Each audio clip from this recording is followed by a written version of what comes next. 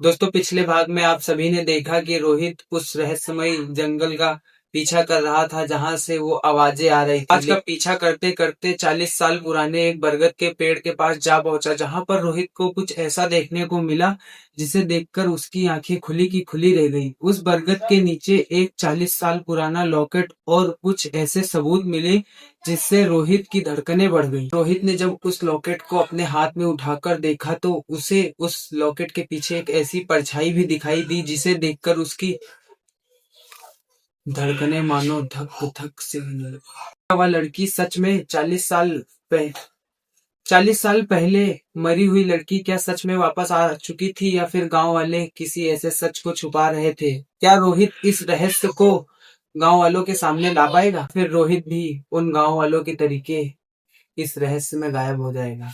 रोहित करीबन 20 मिनट धीरे धीरे चलने के बाद उसे एक बरगद का पेड़ दिखाई दिया, जिसके पास रोहित धीरे धीरे कर कर जाने लगा। तभी वो एक जगह पर रुकता है और उसे कुछ ऐसा दिखा उस पेड़ में। पेड़ के तने में उसे कुछ ऐसे निशान दिखे जैसे कि मानो किसी ने किसी अनजान भाषा में उसे कुछ लिखा हो। लेकिन रोहित का दिल डरा नहीं, वो धीरे धीरे आगे बढ़ता गया और धीरे से जब पेड़ के पास पहुंचा तो उसे कुछ जमीन पर ऐसी चीज दिखी चमकती हुई। वो शायद किसी का लॉकेट था और रोहित ने उस चमकते हुए लॉकेट को उठाया। वो उसमें काफी सी जंग लगी हुई थी, लेकिन रोहित ने उसे उठाया, फिर उसकी जंग वंग को छुड़ाया।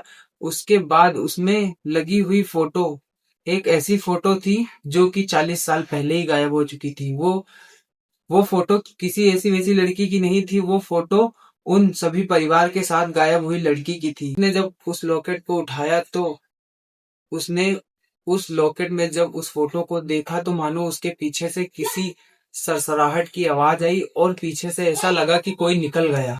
रोहित उस परछाई को देखने के बाद अब तुरंत पीछे मुड़ा। पीछे की तरफ उसने कदम बढ़ाए और पीछे की तरफ कदम बढ़ाने के बाद उसने टॉर्च को जलाकर चारों तरफ देखा। चारों तरफ बहुत ही ज्यादा काला काला अंधेरा था। उसने अपने आजू बाजू सब जगह देखा लेकिन उसे कुछ भी नहीं दिखा। उसने जब टॉर्च बंद की और अपने कदम पीछे की तरफ लिए तो उसे एक ऐसी परछाई दिखी जो कि किसी इंसान की परछाई थी। और जैसे ही वो कदम एक दो कदम पीछे कर रहा था वैसे ही वो परछाई धीरे धीरे बड़ी होने लगी। और जैसे ही रोहित टॉर्च जलाने जा रहा था, उन्हें जैसे ही टॉर्च की बटन को दबाया वैसे ही रोहित हवा में गायब हो गया।